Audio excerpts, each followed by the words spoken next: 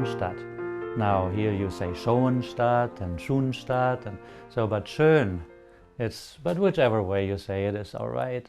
It's a German movement that was started in 1914 and located right on the Rhine River at Koblenz between Frankfurt and Cologne.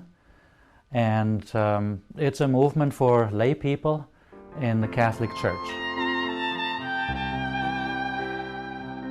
Schoenstatt is a little bit different than many other Marian movements which started with a kind of an apparition or a vision or something extraordinary.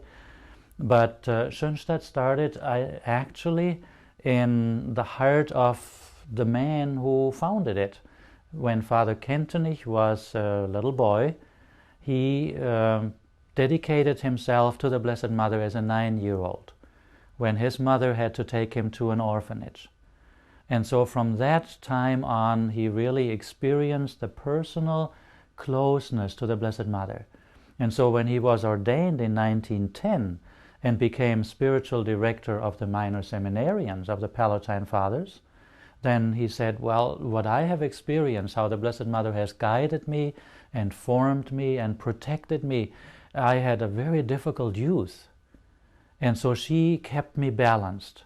And that experience of the Blessed Mother guiding, forming, educating him, that's what he wanted to share with the seminarians. And then, of course, when August 1914 came around, the First World War started. And then he said, well, what we have to do is we really have to dedicate ourselves much more intensively to the Blessed Mother. And there was a little tool shed, a little chapel, a cemetery chapel, which his superiors gave to him. And so he said, you can have your meetings in that chapel. But then Father Kentenich read in a newspaper in the summer of 1914 that an Italian lawyer, Bartolo Longo, had started a very beautiful church, pilgrimage place to the Blessed Mother in Valle di Pompeii. And that inspired Father Kentenich to say, well, if that's possible, I want to do that too.